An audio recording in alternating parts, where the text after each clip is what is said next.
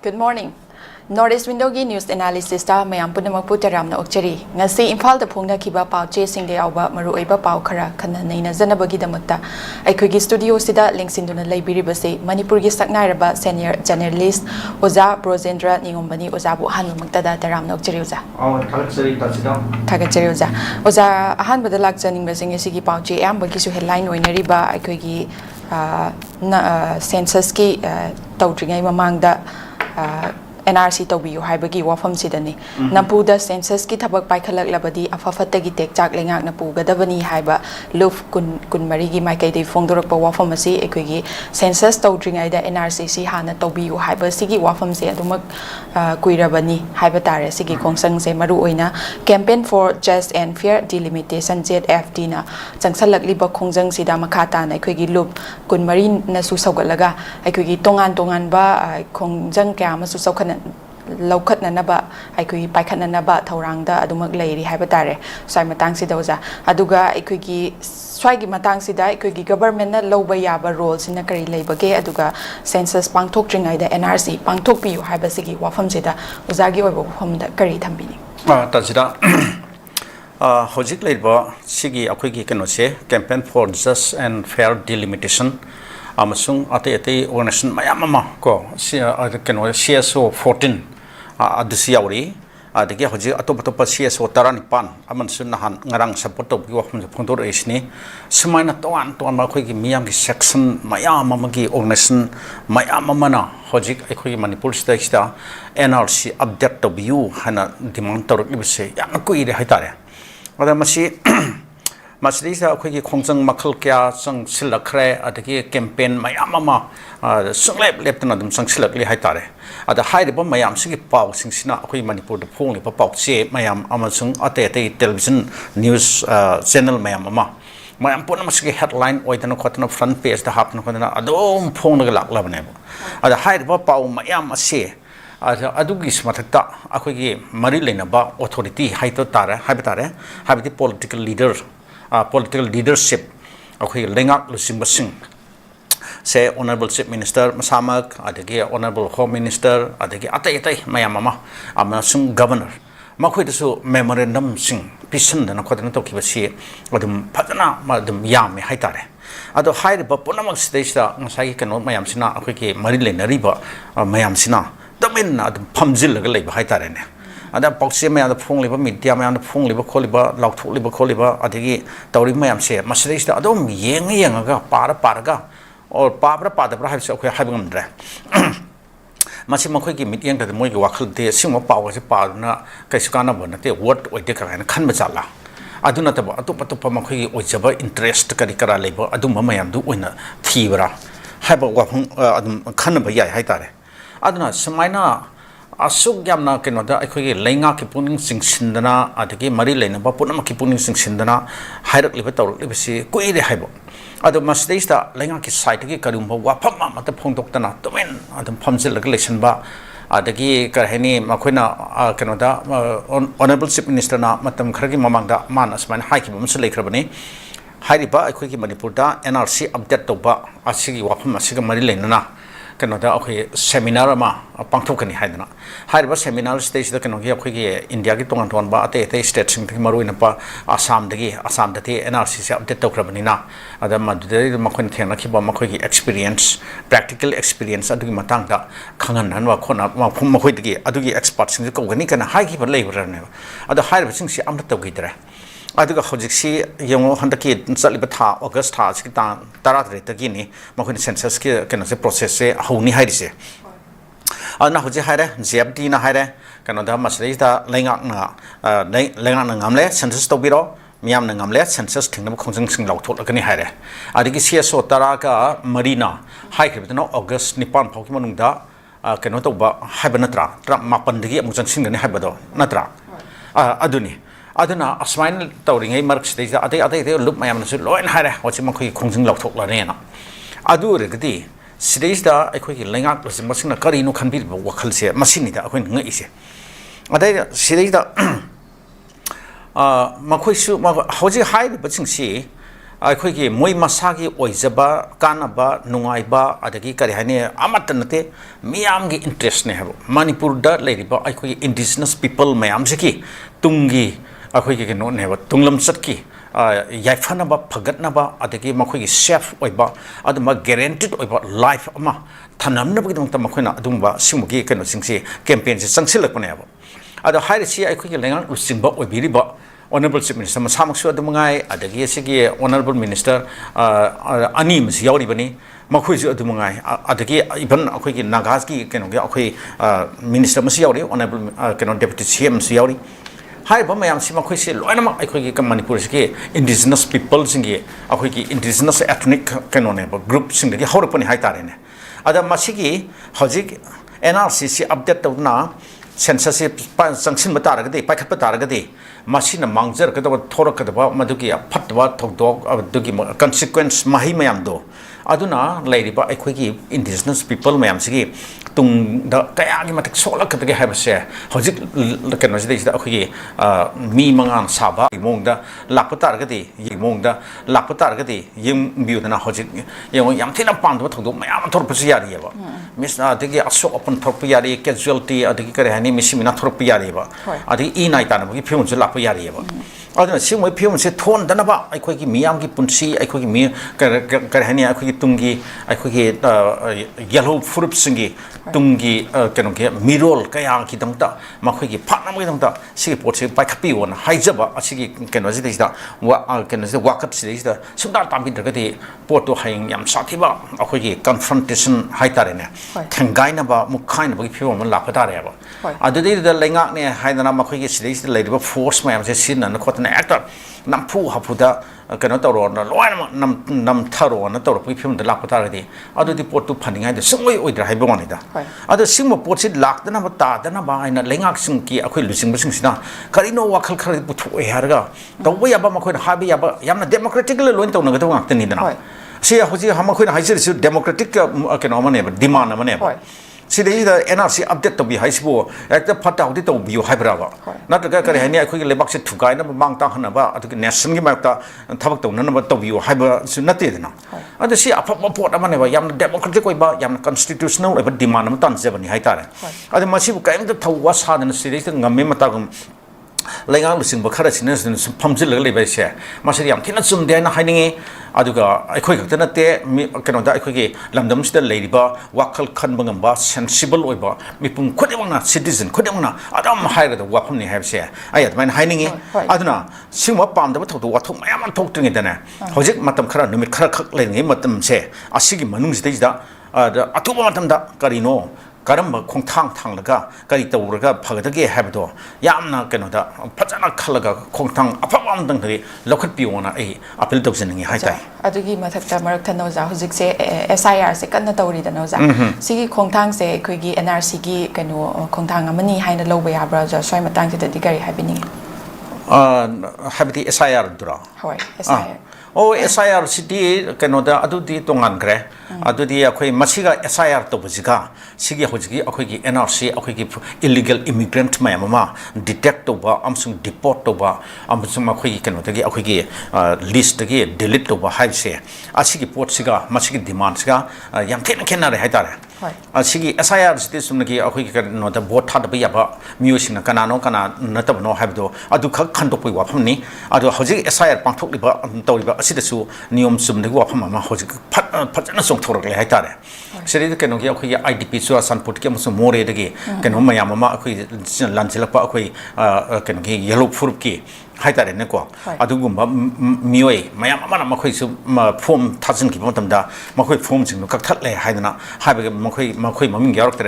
reject out and have you from some Torisi. Massis Yam Satina no at about Port Manevo. Yam Stina no at the Haitare. Adia Hojiso, I could cite the Lizeriba Go, Sumnagi, Kanazo, IDP Sunataba. Series of them poke like sour, Adam Laxaba, Mamma Pat series, Adam poke sour labor, Macarani, Mapama, Putamax, Loadama, Maki Lakai Singer, ꯁꯦ ꯑꯩꯈꯣꯏ ꯁ꯭ꯋꯥꯏꯗ ꯂꯩꯅꯔꯤꯕ ꯂꯩꯀꯥꯏ ꯃꯌꯥꯝꯁꯦ ꯀꯩꯁꯨ ꯍꯣꯡꯅꯕꯁꯨ ꯑꯝꯇ ꯅꯠꯇꯦꯗꯅ ꯁꯤꯗꯩꯗ ꯂꯩꯅꯔꯤꯕ ꯂꯩꯀꯥꯏ ꯃꯌꯥꯝꯁꯤꯗꯩꯗ ꯂꯩꯔꯤꯕ ꯃꯤꯑꯣꯏ ꯃꯌꯥꯝ ꯑꯃꯒꯤ ꯑꯉꯥꯡ ꯅꯍꯥ ꯃꯌꯥꯝ ꯑꯃꯁꯨ ꯍꯟꯗꯛꯀꯤ ꯀꯩꯅꯣꯁꯤꯗꯩꯁꯤꯗ SIRꯁꯤꯗ ꯀꯛꯊꯠꯄꯤꯔꯛꯑꯦꯅ ꯍꯥꯏꯔꯤꯕ ꯍꯧꯖꯤꯛꯁꯦ 2005ꯗ ꯃꯈꯣꯏ ꯀꯩꯅꯣ ꯇꯧꯈꯤꯕ ꯀꯩꯅꯣ ꯀꯔꯤ ꯑꯩꯈꯣꯏ ꯑꯦꯟꯔꯣꯜ ꯇꯧꯈꯤꯕꯗꯣ ꯑꯗꯨꯒꯤ ꯀꯩꯅꯣ ꯆꯦ ꯆꯥꯡ ꯄꯨꯊꯣꯛꯇꯦ ꯈꯣꯠꯇꯦ ꯑꯗꯨ ꯑꯗꯥ ꯀꯩꯅꯣ ꯍꯥꯏꯕꯅꯆꯤꯡꯕ ꯀꯔꯤꯅꯣ ꯑꯗꯨꯝꯕ ꯒ꯭ꯔꯥꯎꯟ ꯈꯔꯗꯀꯣ ꯑꯗꯨꯅ ꯁꯨꯃꯥꯏꯅ ꯀꯛꯊꯠꯂꯦ ꯀꯩꯅꯣ ꯍꯥꯏꯕ ꯋꯥꯐꯝꯒꯁꯤ ꯌꯥꯝ ꯌꯥꯎꯔꯤ ꯍꯥꯏꯇꯥꯔꯦ ꯑꯗꯨꯅ ꯁꯤꯒꯤ SIRꯒꯁꯤ ꯌꯥꯝ ꯊꯤꯅ ꯃꯑꯣꯡ ꯃꯔꯤꯜ ꯇꯥꯗꯕ ꯐꯤꯕꯝ ꯑꯃ ꯂꯩꯔꯦ ꯑꯗꯨꯅ ꯃꯁꯤꯗꯤ ꯆꯨꯝꯅꯒꯤ ꯑꯩꯈꯣꯏꯒꯤ ꯀꯩꯅꯣꯒꯤ ꯉꯁꯥꯏ ꯏꯂꯤꯒꯦꯜ ꯏꯃꯤꯒ꯭ꯔꯦꯟꯠꯁꯤꯡꯗꯣ ꯈꯟꯗꯣꯛꯄꯒꯤ ꯃꯍꯨꯠꯇ ꯑꯩꯈꯣꯏꯒꯤ ꯂꯩꯖꯔꯤꯕ indigenous people ꯑꯗꯒꯤ ꯂꯝꯗꯝꯁꯤꯒ ꯑꯁꯦꯡꯕ ꯇ꯭ꯔꯨ ꯕꯣꯅꯥꯐꯥꯏꯗ ꯁꯤꯇꯤꯖꯟ ꯑꯣꯏꯅ ꯈꯟꯗꯣꯛꯄꯒꯤ ꯃꯑꯣꯡꯗ ꯂꯥꯛꯑꯦ ꯍꯥꯏꯇꯥꯔꯦ ꯑꯗꯨꯅ ꯑꯁꯤꯒꯤ ꯄꯣꯠꯀꯥꯁꯤꯗꯤ ꯌꯥꯝ ꯁꯥꯊꯤꯅ ꯌꯥꯅꯤꯡꯗꯦ ꯑꯗꯨꯅ ꯃꯁꯤ ꯃꯊꯛꯁꯤꯗꯅꯦ ꯃꯈꯣꯏ ꯃꯔꯤ ꯂꯩꯅꯕ ꯑꯩꯈꯣꯏ ꯀꯩꯅꯣꯁꯤꯡꯅ ꯃꯤꯑꯣꯏꯁꯤꯡ ꯀꯔꯤꯁꯤꯡ ꯃꯌꯥꯝꯁꯤꯅꯅꯦ ꯇꯧꯕ ꯌꯥꯕ ꯑꯩꯈꯣꯏꯒꯤ ꯀꯔꯤ ꯍꯥꯏꯅꯤ ꯗꯦꯃꯣꯀ꯭ꯔꯦꯇꯤꯛ ꯑꯣꯏꯕ ꯃꯥꯒꯤ ꯂꯣꯐꯨꯜ ꯑꯣꯏꯕ ꯃꯉꯣꯟꯗ ꯃꯥꯒꯤ ꯐꯪꯖꯕ ꯌꯥꯕ ꯃꯥꯒꯤ ꯐꯟꯗꯥꯃꯦꯟꯇꯦꯜ ꯔꯥꯏꯠꯀꯤ ꯃꯅꯨꯡ ꯆꯟꯕ ꯑꯗꯨꯝꯕ ꯃꯌꯥꯝ ꯑꯃ ꯑꯩꯈꯣꯏ ꯀꯔꯤ ꯍꯥꯏꯅꯤ ꯊꯕꯛ ꯈꯔ ꯑꯗꯨꯝ ꯇꯧꯕꯁꯦ ꯑꯗꯨꯝ ꯆꯨꯝꯒꯅꯤꯅ ꯑꯩ ꯑꯗꯨꯃꯥꯏꯅ ꯍꯥꯏꯅꯤꯡꯉꯦꯕ ꯊꯥꯒꯠꯆꯔꯤ ꯑꯣꯖꯥ ꯌꯥꯝꯅ ꯃꯔꯨꯑꯣꯏꯕ ꯋꯥꯐꯝ ꯃꯔꯤꯛ ꯆꯨꯝꯕ ꯊꯝꯕꯤꯔꯦ ꯑꯣꯖꯥ ꯃꯈꯥ ꯇꯥꯅ ꯂꯥꯛꯆꯕꯗ ꯑꯩꯈꯣꯏꯒꯤ ꯃꯃꯥꯡꯗꯁꯨ ꯕꯣꯝꯅ ꯊꯨꯒꯥꯏꯔꯝꯂꯕ ꯍꯥꯏꯕ ꯇꯥꯔꯦ ꯀꯥꯝꯖꯣꯡ ꯗꯤꯁꯇ꯭ꯔꯤꯛꯀꯤ ꯃꯅꯨꯡ ꯆꯟꯕ ꯆꯥꯇ꯭ꯔꯤꯛ ꯈꯨꯟ ꯑꯃꯁꯨꯡ ꯀꯥꯝꯖꯣꯡ ꯗꯤꯁꯇ꯭ꯔꯤꯛꯀꯤ ꯍꯦꯗꯀ꯭ꯋꯥꯇꯔ ꯁꯝꯅꯔꯤꯕ ꯅꯝꯕꯥꯂꯣꯛ ꯇꯨꯔꯦꯜꯒꯤ ꯃꯊꯛꯇ ꯁꯥꯕ ꯌꯣꯠꯀꯤ ꯊꯣꯡꯁꯨ ꯑꯩꯈꯣꯏꯒꯤ ꯍꯧꯖꯤꯛꯀꯤ ꯑꯣꯏꯔꯤꯕ ꯇꯨꯔꯦꯜꯒꯤ ꯑꯀꯟꯕ ꯏꯆꯦꯜꯁꯤꯅ ꯆꯦꯟꯊꯈ꯭ꯔꯦ ꯍꯥꯏꯕ ꯋꯥꯐꯝꯇ ꯅꯠꯇꯅ ꯑꯩꯈꯣꯏꯒꯤ ꯏꯆꯥꯎꯅ ꯎꯈ꯭ꯔꯨꯜ ꯀꯥꯝꯖꯣꯡ ꯁꯦꯅꯥꯄꯇꯤꯗ ꯃꯥꯡ ꯇꯥꯛꯍꯟꯈ꯭ꯔꯦ ꯍꯥꯏꯕ ꯋꯥꯐꯝꯁꯤꯅ ꯑꯣꯖꯥ ꯍꯧꯖꯤꯛ ꯂꯩꯔꯤꯕ ꯏꯁꯤꯡ ꯏꯆꯥꯎꯒꯤ ꯐꯤꯕꯝ ꯑꯗꯨꯒ ꯍꯦꯛ ꯃꯅꯤꯄꯨꯔꯗ ꯅꯣꯡ ꯈꯔ ꯇꯥꯔꯒꯗꯤ ꯇꯝꯄꯥꯛꯀꯤ ꯂꯝꯗꯁꯨ ꯍꯦꯛ ꯂꯝꯕꯤ ꯊꯣꯡꯁꯦ ꯑꯗꯨꯝ ꯊꯨꯝꯖꯟꯕ ꯁꯨꯃꯥꯏꯅ ꯌꯥꯝꯅ ꯏꯀꯣꯁꯤꯁꯇꯦꯝꯁꯦ ꯌꯥꯝꯅ ꯀꯥꯏꯊꯕꯒꯤ ꯐꯤꯕꯝ ꯑꯃ ꯎꯔꯤꯕꯁꯤꯒꯤ ꯃꯇꯥꯡꯁꯤꯗ ꯑꯩꯈꯣꯏꯒꯤ ꯀꯔꯤ ꯈꯣꯡꯊꯥꯡꯁꯤꯡ ꯂꯧꯈꯠꯄ ꯌꯥꯏ ꯀꯩ ꯇꯧꯕ ꯌꯥꯔꯤ ꯍꯥꯏꯕ ꯋꯥꯐꯝꯗꯨꯅꯤ ꯑꯣꯖꯥ ꯀꯔꯤ ꯍꯥꯏꯕꯤꯅꯤꯡꯉꯤ ꯇꯥꯖꯤꯗꯥ ꯀꯩꯅꯣꯅꯤ ꯑꯩꯈꯣꯏꯒꯤ ꯂꯝꯗꯝꯁꯦ ꯑꯩꯈꯣꯏꯁꯤ ꯑꯗꯨꯝ ꯈꯔ ꯂꯥꯏꯕꯛ ꯊꯤꯕ ꯑꯗꯨꯝꯕ ꯃꯐꯝ ꯑꯃꯗ ꯑꯗꯨꯝ ꯄꯣꯛꯂꯛꯄ ꯆꯥꯎꯔꯛꯄ ꯍꯥꯏꯕꯗꯨ ꯑꯣꯏꯕ ꯇꯥꯔꯦ ꯍꯥꯏꯇꯥꯔꯦ adana Manipur se akhoi gi hiram khuding thi yeng bada maikai singdane adam kan hani laib thiba ngak ngai re haitare hojik si leiba phemaji yimbiyo ngarang na handa mabangi tha jun gi hoglakpa atwai adagi jun mayai chansalpa loiram daibo haitare ne ko adute ta nongsi taraktre nong taraktre hadana akhoi mayam se wanar patan jani adugi akhoi lomi mayam se phau khundana khotana low kano lingdana khotana kari kara loin tawna dan tawdaba akhoi jun loslakpa july hoglakpa haibsiti masi gi matam se adum kare hani akhoi na angang ori matam de low si phau pambi singse akhoi khwang kano da khu muk wangla dana adum wang labani haitare kari mo hum dana khara angan phau ka kana haina bo hum adudana khwangbu yoksal batan jane ba adude mark ta changdana napi pengdana habeng dana khotana kari kara tawbaga to akhoi angang onta adum tawrai akhoi samaksa adum yaurai haitare ado handaki kano sida hojikti adum report se leisilaktere ba hojik july tha loisilak bawda kari hani akhoi ge low uba yadaba mahum adum khara adum leitaba nate ba hoi tawbudi handakse nong khara mo chura khara hojik ngarang handaki suba horai nongsina amani adugi mamang da akhoi kare ni aduna so amuk keno tawdana local mayam amada ising amuk henjilakna nong ising na amuk henjilakna low thumna bagi wafam sa mun leiri ne ba adi mafum khara da akhoi ising south ekole na tampaki mafum khara da adum haiba tagi duni na khuna nambul tural gi mapan kai re khole adi nambul tural gi keno to ban kai re ka kaina ising thum chale ising sang chale haiba adi hojik sina mung ngarang na handaki hanmini ni humi hojik nong leptan surupana maram oraga hoji ising chawgi pawche amung yawa hore isne aduna keno tawri singba akhoi yamna laibak thibugi portsing se akhoi hoji habiru dini tajida na akhoi ecosystem je totally adum collapse tawre haitare ne adum masi oi asumane masi world gi ate mafum ka adum ngai akhoi keno se akhoi sidai da yam paksna sigi keno neina rugadi yamna achowa phama mu oire ko aduga yamna experts na khana neina badno bu hena phagni ma khoina yamna akhoi scientific reason mayam ga pidan khot ngam badno bu hena nuai ni haitare adu anyway akhoi common man na mo ina akhoi layman na mo ina akhoi na khangjaba tajaba uchaba mayam ma sum haina batar gati akhoi manipur gi keno sidi akhoi gi kar hene environment akhoi ecological keno ga sidi system je pura akhoi su kai ra bane ba sri da poppy plantation to baching mai kok thok ga to bu khot umang wamang puna ma loi na yathar khiba khot khiba mayam ma lerena madu gi effect to adu hoji phangba hobani haitare aduna maram oire harga okay landslide yamna toina thokliba adagi isno khitang hek churapaga kano de ising jar central ga adum isau se adum thokpa na hangkai de akhina tariba tawriba thabak si thengnariba awa ba sikari no hida akhoi tampak ta oini ising central laga tampak de ising isau ge paksan thopajene ba sahi ma de ising isau ohum rak thokpa akhoi mayuk na graduni ada hojiksi singi mafum kharada yimbiu keno ukrul da kamjong da adi senapati de ising sau thok le hare adi ngasi de nomit khara ki mamang da Churachandpur da so akhoi ising sau habide nong do kanna su salpada ki magi keno de ising senpham akare ni aduna mafum kharada dum thumgi wafum akhoi sorok ta kare de lambi da ga so ising duna thumjan na gari mayam chatpada awa ba mai na ki wafum thenari jine ba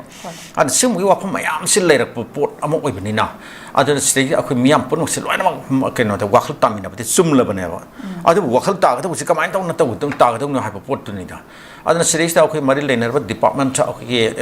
keno ki environment forest department kari kara mayam leiner ba mayam sina makhoi si makhoi ngamse ba thak ta makhoi si adum awareness se adum pin na adum program mayam pang thoi ko tuan tuan mo hum ke ada akhoi tuan kari hani thor mayam pang thoi miyam punam mahiroi sing da ki kari da ki adage mipum khoi mak ta gyan ta na ba hai ta adu hai sing se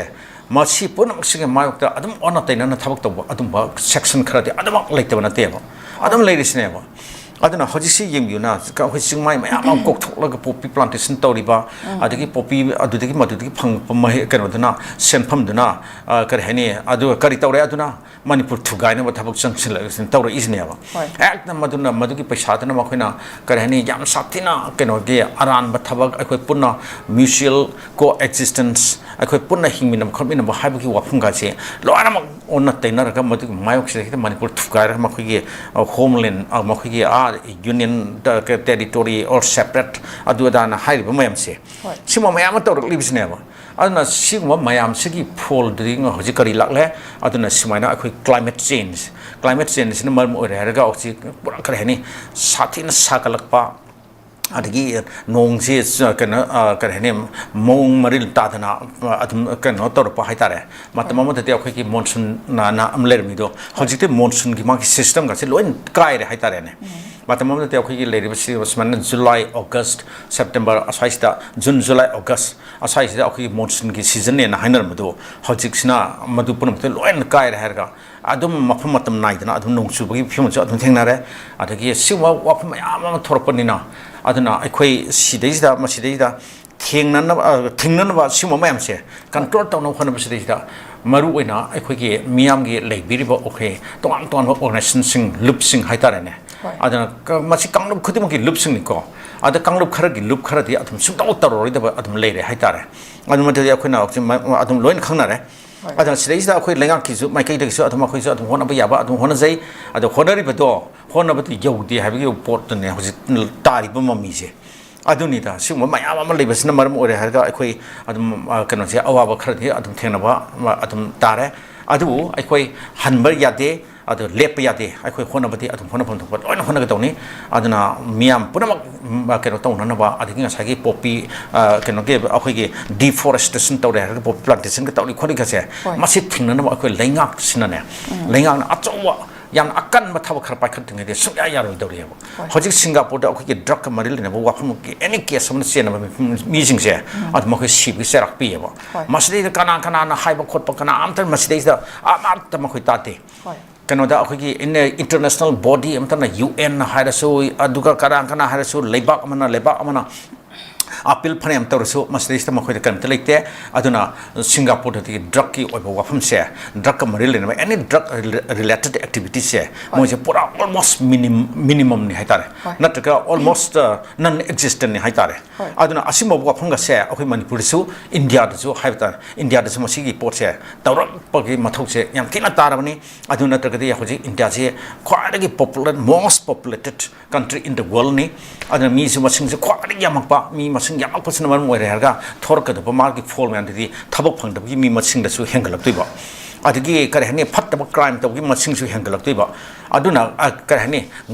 lamphai satpa miyam haitare ne ko lamphai satpa miyam se masing se som hengalak do ni na phat da thabu mayam se som thorpa hengalak tuine ba aduna mayam punam si control ta no khona ba da sagi akhoi keno se drug maril ne ba keno sing se activities sing health sen mi sing se ma khoi so akhoi death sentence se capital punishment hai tare ne masi pin na bagi ain law amane salai pasima yam tin ma thak tare na ai admaina madu thamchaning hai tare hoi thagachari oja makata na muglakchage government of India ge Ministry of External Affairs MIA na phungdorakpa wafam da demarcation tawdriba Manipur gi ngamkhai paring gi wathok loisinana ba wari sanari haina wafam se phungdorak leja wafam asi ekhoi gi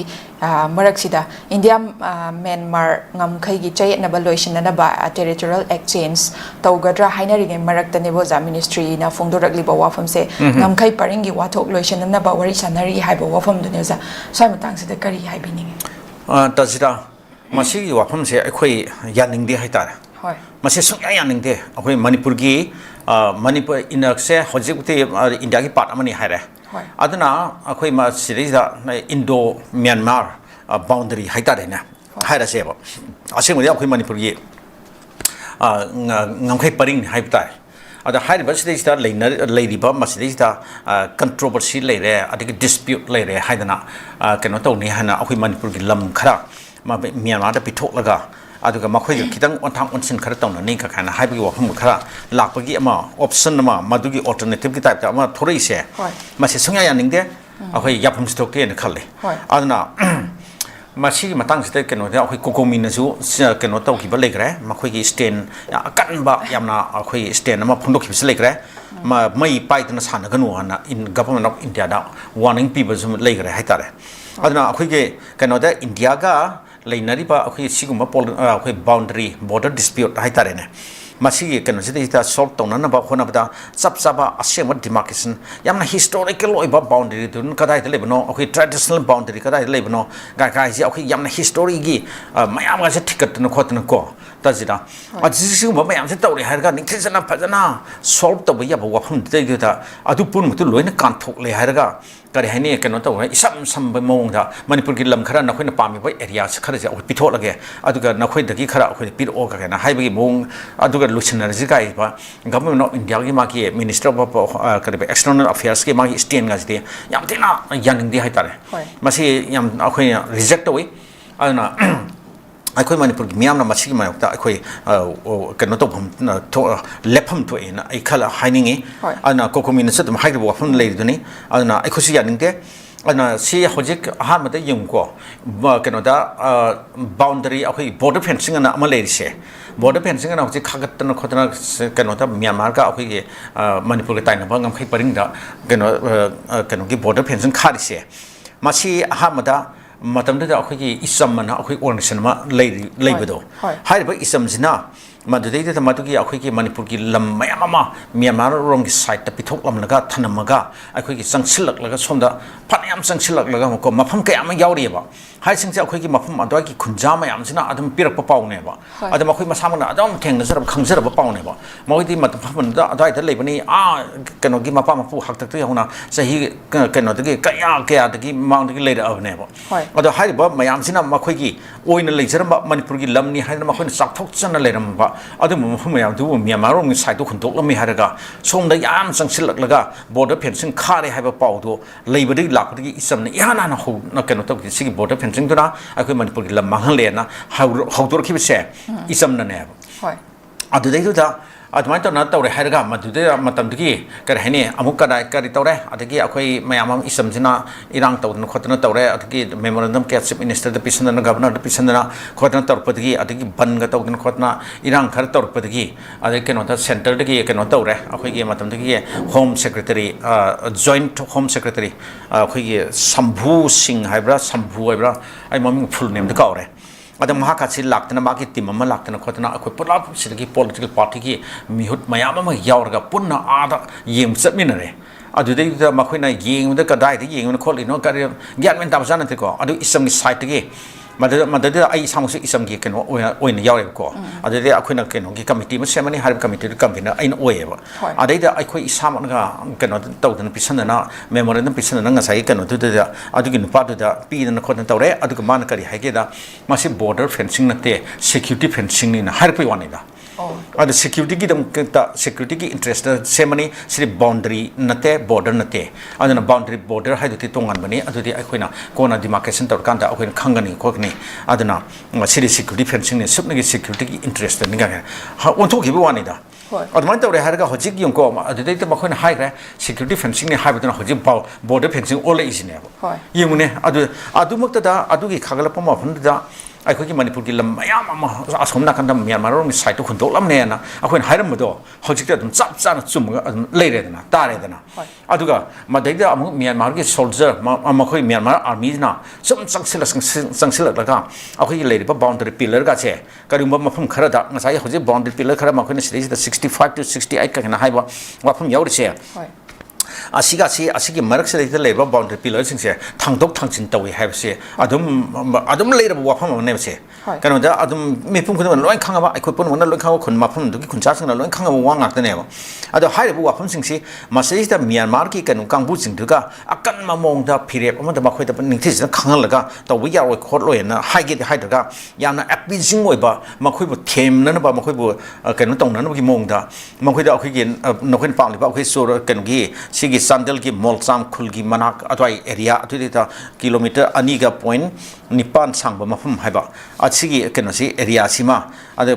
ꯀꯩꯅꯣꯒꯤ boundary pillar 64ꯗꯒꯤꯅ 69 ꯐꯥꯎꯒꯤ ꯃꯅꯨꯡꯁꯤꯗꯩꯁꯤꯗ ꯃꯈꯣꯏꯗ ꯂꯝ ꯄꯤꯊꯣꯛꯂꯅꯤ ꯀꯥꯏꯅ ꯍꯥꯏꯕ ꯑꯗꯨꯒ ꯀꯩꯅꯣꯗꯔꯣꯝꯗꯅ ꯑꯃꯨꯛ ꯑꯩꯈꯣꯏꯒꯤ ꯀꯩꯅꯣꯗ ꯁꯤꯒꯤ ꯁꯒꯥꯏꯡ ꯔꯤꯖꯟꯒꯤ ꯀꯕꯣ ꯚꯦꯂꯤꯒꯤ ꯑꯦꯔꯤꯌꯥꯔꯣꯝꯗꯅ ꯑꯃꯨꯛ ꯑꯗꯣꯝꯗꯒꯤ ꯑꯩꯈꯣꯏꯗ ꯃꯅꯤꯄꯨꯔꯗ ꯈꯔ ꯄꯤꯔꯛꯂꯅꯤ ꯀꯥꯏꯅ ꯍꯥꯏꯔꯤꯕ ꯋꯥꯐꯝꯒ ꯂꯩꯕ ꯁꯤꯒꯨꯝꯕꯒꯤ ꯑꯦꯛꯁꯆꯦꯟꯖꯒꯤ ꯋꯥꯐꯝ ꯀꯩꯀꯥꯁꯤ ꯀꯔꯤ ꯍꯥꯏꯅꯤ ꯌꯥꯝꯅ ꯇꯨꯁꯣꯟ ꯃꯥꯟꯁꯣꯟꯅꯕ ꯑꯩꯈꯣꯏꯒꯤ ꯏꯟꯗꯤꯌꯥꯒꯤ ꯁꯤꯒꯨꯝꯕ ꯀꯩꯅꯣꯁꯦ ꯐꯤꯔꯦꯞꯁꯦ ꯃꯁꯤ ꯁꯨꯡꯌꯥ ꯌꯥꯅꯤꯡꯗꯦꯕ ꯇꯥꯖꯤꯗ ꯑꯗꯨꯅ ꯁꯤ ꯑꯩꯈꯣꯏ ꯌꯥꯕ ꯉꯝꯃꯣꯏ ꯑꯩꯈꯣꯏꯒꯤ ꯀꯩꯅꯣꯗ ꯃꯅꯤꯄꯨꯔꯁꯤ ꯏꯟꯗꯤꯌꯥꯒꯤ ꯀꯩꯅꯣ ꯁꯔꯨꯛ ꯑꯃꯅꯤ ꯍꯥꯏꯅ ꯌꯥꯎꯈꯤꯕ ꯄꯨꯟꯁꯤꯟꯈꯤꯕ ꯀꯩꯅꯣꯗ ꯇꯧꯔꯒ ꯅꯝꯐꯨ ꯍꯥꯐꯨꯗ ꯄꯨꯟꯁꯤꯟꯈꯤꯕ ꯃꯇꯝ ꯍꯥꯏꯇꯥꯔꯦꯅꯦ ꯑꯩꯈꯣꯏꯒꯤ ꯃꯔꯖꯔ ꯇꯧꯈꯤꯕ ꯃꯇꯝꯗꯣ ꯑꯦꯅꯦꯛꯁ ꯇꯧꯈꯤꯕ ꯃꯇꯝꯗꯣ ꯑꯗꯨꯒꯤ ꯃꯇꯝꯗꯨꯗ ꯂꯩꯈꯤꯕ ꯑꯩꯈꯣꯏ ꯃꯅꯤꯄꯨꯔꯒꯤ ꯑꯁꯦꯡꯕ ꯑꯩꯈꯣꯏꯒꯤ ꯕꯥꯎꯟꯗꯔꯤ ꯀꯔꯤ ꯀꯔꯥ ꯑꯩꯈꯣꯏ ꯅꯤꯡꯊꯤ ꯇꯨꯔꯦꯟꯐꯥꯎ ꯌꯧꯔꯝꯕꯒꯤ ꯋꯥꯐꯝ ꯂꯣꯏ ꯂꯩꯔꯤꯁꯤꯅ ꯍꯤꯁꯇ꯭ꯔꯤꯗ ꯑꯗꯣ ꯑꯁꯤ ꯄꯨꯝꯅꯃꯛꯁꯤ ꯀꯔꯤꯝꯇ ꯈꯟꯗꯕꯈꯩ ꯃꯈꯣꯏꯅ ꯇꯧꯅꯤꯡꯕ ꯇꯧꯕ ꯌꯥꯔꯅꯤ ꯃꯇꯥꯒꯨꯝꯕ ꯑꯩꯈꯣꯏꯒꯤ ꯃꯤꯌꯥꯝꯁꯤꯗ ꯀꯔꯤꯝꯇ ꯍꯥꯏꯔꯔꯣꯏ ꯑꯗꯨ ꯃꯈꯣꯏꯅ ꯀꯔꯤ ꯍꯥꯏꯅꯤ ꯑꯗꯨꯝ ꯀꯩꯅꯣ ꯇꯧꯕ ꯌꯥꯅꯤꯅ ꯃꯈꯣꯏꯅ ꯅꯝꯐꯨꯗ ꯑꯗꯨꯝ ꯅꯝꯊꯕ ꯌꯥꯅꯤ ꯃꯇꯥꯒꯨꯝꯕ ꯃꯈꯣꯏꯅ ꯇꯧꯕꯒꯤ ꯃꯑꯣꯡꯁꯤꯗꯤ ꯁꯨꯡꯌꯥ ꯌꯥꯅꯤꯡꯗꯦ ꯑꯗꯨꯅ ꯑꯩꯈꯣꯏ ꯃꯅꯤꯄꯨꯔ ꯃꯤꯌꯥꯝ ꯍꯤꯔꯝꯁꯤꯗꯁꯨ ꯑꯩꯈꯣꯏ ꯇꯨꯃꯤꯟꯅ ꯂꯩꯐꯝ ꯊꯣꯛꯇꯦ ꯑꯗꯨꯅ ꯍꯧꯖꯤꯛ ꯀꯣꯀꯣꯃꯤꯅꯁꯨ ꯀꯩꯅꯣꯗ ꯃꯈꯣꯏꯅꯁꯨ ꯑꯗꯨꯝ ꯆꯞ ꯆꯥꯕ ꯃꯈꯣꯏꯁꯨ ꯀꯩꯅꯣ ꯑꯀꯟꯕ ꯐꯤꯔꯦꯞꯀꯂꯣꯏꯅꯅ ꯃꯈꯣꯏꯁꯨ ꯑꯀꯟꯕ ꯈꯣꯡꯖꯪ ꯃꯌꯥꯝ ꯆꯪꯁꯤꯜꯂꯛꯀꯅꯤ ꯍꯥꯏꯅ ꯍꯥꯏꯔꯤꯕ ꯋꯥꯐꯝꯁꯦ ꯃꯁꯤ ꯑꯩꯈꯣꯏ ꯑꯗꯨꯝ ꯑꯩꯗꯤ ꯁꯞꯄꯣꯔꯠ ꯇꯧꯅꯤꯡꯉꯦꯅ ꯁꯞꯄꯣꯔꯠ ꯇꯧꯁꯤ ꯍꯥꯏꯕ ꯋꯥꯐꯝ ꯍꯣꯏ ꯊꯥꯒꯠꯆꯔꯤ ꯑꯣꯖꯥ ꯃꯔꯤꯛ ꯆꯨꯝꯕ ꯋꯥꯐꯝ ꯀꯌꯥ ꯑꯃ ꯊꯝꯕꯤꯔꯦ ꯑꯗꯨꯒ ꯑꯩꯈꯣꯏꯒꯤ ꯀꯨꯝꯖꯥ 1950ꯒꯤ ꯖꯅꯋꯥꯔꯤ 16ꯇꯒꯤ ꯂꯩꯕꯥꯛ ꯑꯁꯤꯗ ꯆꯠꯅꯔꯛꯂꯤꯕ ꯗꯦꯃꯣꯀ꯭ꯔꯦꯁꯤ ꯍꯥꯏꯔꯤꯕ ꯂꯩꯉꯥꯛꯂꯣꯟꯁꯤꯒꯤ ꯊꯧꯗꯥꯡ ꯂꯧꯕ ꯌꯥꯎꯔꯛꯂꯤꯕ ꯔꯤꯖꯅꯦꯜ ꯄꯥꯔꯇꯤ ꯑꯁꯤꯅ ꯑꯩꯈꯣꯏꯒꯤ ꯃꯤꯌꯥꯝꯒꯤ ꯏꯍꯨꯜ ꯈꯪꯅ ꯑꯃꯁꯨꯡ ꯀꯟꯁꯇꯤꯇ꯭ꯌꯨꯁꯟꯒꯤ ꯀꯥꯡꯂꯣꯟ ꯉꯥꯛꯅ ꯃꯤꯌꯥꯝꯒꯤꯗꯃꯛ ꯊꯕꯛ ꯄꯥꯡꯊꯣꯛꯄꯅꯤ ꯍꯥꯏꯕ ꯋꯥꯐꯝ ꯐꯣꯡꯗꯣꯛꯄꯒ ꯂꯣꯏꯅꯅ ꯑꯣꯖꯥ ꯂꯥꯛꯆꯅꯤꯡꯂꯤꯕ ꯋꯥꯐꯝꯅ ꯑꯩꯈꯣꯏꯒꯤ ꯂꯝꯗꯝ ꯑꯁꯤꯗ ꯂꯩꯔꯤꯕ ꯑꯩꯈꯣꯏꯒꯤ ꯇꯣꯉꯥꯟ ꯇꯣꯉꯥꯟꯕ ꯄꯣꯂꯤꯇꯤꯀꯦꯜ ꯄꯥꯔꯇꯤꯁꯤꯡꯁꯦ ꯊꯥꯖꯗꯕꯗꯒꯤ ꯏꯟꯈꯠꯂꯛꯂꯤꯕ ꯅꯍꯥꯁꯤꯡꯅ ꯑꯩꯈꯣꯏꯒꯤ ꯔꯤꯖꯅꯦꯜ ꯄꯥꯔꯇꯤꯁꯤꯡꯒꯤ ꯐꯤꯕꯝꯁꯦ ꯍꯧꯖꯤꯛ ꯀꯔꯤ ꯐꯤꯕꯝꯗ ꯂꯩꯔꯤꯕꯒꯦ ꯀꯟꯈꯠꯂꯛꯂꯤꯕ꯭ꯔꯥ ꯅꯠꯇ꯭ꯔꯒꯅ ꯍꯦꯟꯅꯃꯛ ꯑꯩꯈꯣꯏ ꯔꯤꯖꯅꯦꯜ ꯄꯥꯔꯇꯤꯁꯦ ꯁꯧꯒꯠꯐꯝ ꯍꯦꯟꯅ ꯀꯟꯈꯠꯐꯝ ꯃꯊꯧ ꯇꯥꯕ꯭ꯔꯥ ꯍꯥꯏꯕ ꯋꯥꯐꯝꯗꯨꯅꯤ ꯑꯣꯖꯥ ꯀꯔꯤ ꯍꯥꯏꯕꯤꯅꯤꯡꯉꯤ ꯇꯥꯖꯤꯗ ꯃꯁꯤ ꯋꯥꯐꯝꯁꯦ ꯑꯩꯈꯣꯏ ꯌꯥꯝꯅ ꯀꯨꯞꯅ ꯈꯟꯅꯕ ꯌꯥꯕ ꯄꯣꯠ ꯑꯃꯅꯤ ꯍꯧꯖꯤꯛ ꯂꯩꯔꯤꯕ ꯑꯁꯦꯡꯕ ꯄ꯭ꯔꯦꯛꯇꯤꯀꯦꯜ ꯑꯩꯈꯣꯏꯒꯤ ꯔꯤꯌꯦꯂꯤꯇꯤ ꯒ꯭ꯔꯥꯎꯟ ꯔꯤꯌꯦꯂꯤꯇꯤ